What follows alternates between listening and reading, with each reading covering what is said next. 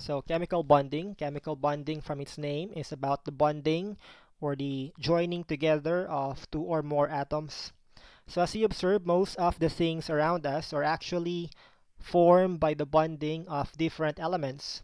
For example, water or H2O, it's composed of two hydrogen atoms and one oxygen atom. So most elements react or they tend to join other elements. Well, not all elements. So these elements here in the last group, these are the inert gases. We call them inert gases because they are inert or behave. So they don't react to other elements at all. Well, the rest of the elements here, they tend to react, they tend to join, they tend to combine with other elements. So why do chemicals bond? Well, they tend to follow a rule, and that rule is the octet rule. From the word octet, octopus, it means 8. So according to this rule, atoms are stable when they have 8 valence electrons.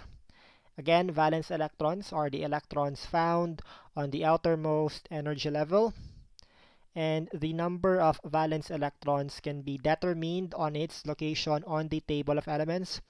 All the elements on the group 1A have 1 valence electron. All the elements here, beryllium, magnesium, calcium, SrBa, Ra, all the elements here have 2 valence electrons. Here, they have 3 valence electrons, 4, 5, 6, 7, and then 8 except for helium. So again here, all of these elements have 8 valence electrons, and again, they are already stable, so they don't need to react to other elements. But there are exceptions for the octet rule. For example, the duet rule, it's for hydrogen and helium. According to this rule, these elements are already stable when they have 2 valence electrons, thus duet, so 2 valence electrons. Other exceptions for the octet rule will be discussed in later discussions. So we have 2 types of chemical bonding. These are ionic bonding and covalent bonding. Ionic bonding is formed when a metal reacts with a non-metal, and then covalent is non-metal plus non-metal. Then ionic bonding, there is a transfer of electrons, and covalent bonding, they are sharing electrons. Let's examine a sodium chloride molecule or NaCl. NaCl is formed by the bonding of one sodium atom and one chlorine atom. So first, let's identify whether this one is ionic or covalent. Again, they differ in terms of the nature of the element. So it's either metal or non-metal. So sodium is over here, therefore sodium is a metal. Chlorine is over here, it's above the ladder.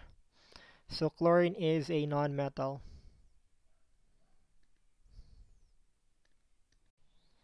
Okay, sodium is metal, chlorine is non-metal, therefore this one is an ionic compound. It's metal plus non-metal.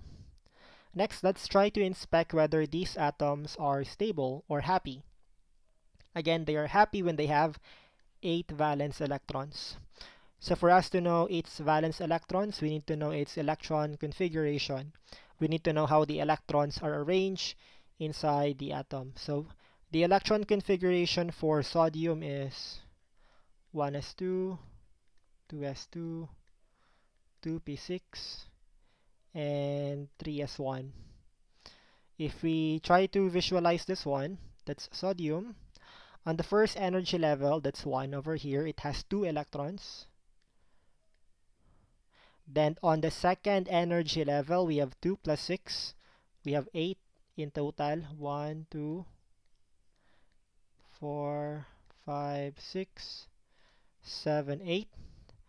And on the third energy level, its outermost energy level, there is 1 electron. So here, sodium have 1 valence electron. Again, valence electron is the electron the number of electrons found on the outermost energy level.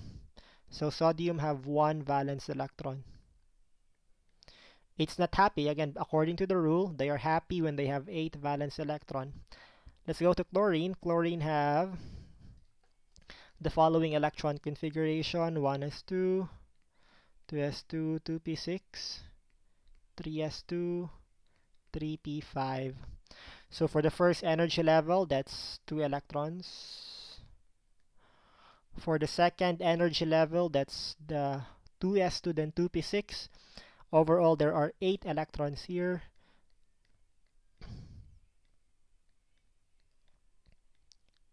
On the third energy level, we have 3s2 then 3p5, so that's 2 plus 5, that's 7, almost 8. 1, 2, 3, 4, 5, 6, 7, 8.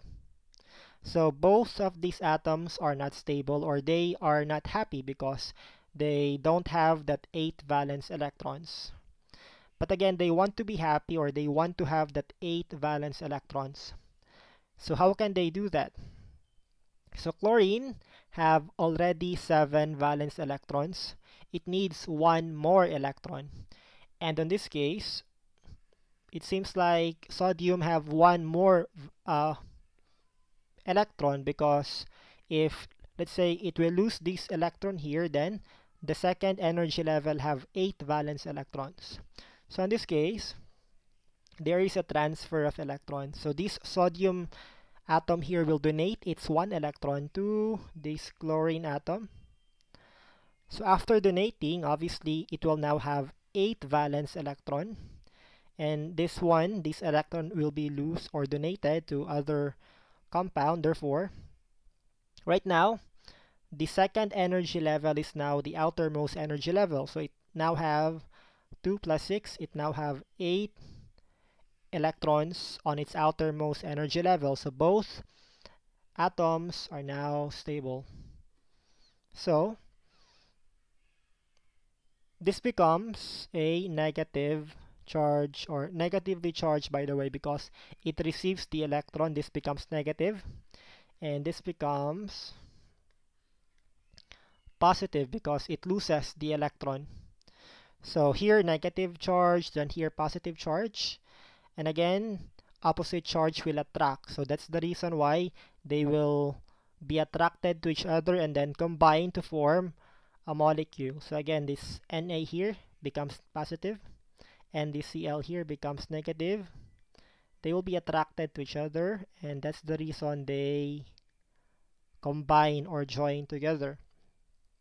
If we draw the electron dot structure for this, that would be Na. Then the dots will be the number of valence electrons. So here sodium have 1 valence electron. Cl have 7, 1, 2, 3, 4, 5, 6, 7 valence electron. Again here, sodium will donate its sodium. So sodium will lose this electron and donate this one to chlorine. So after the transfer of electrons, this becomes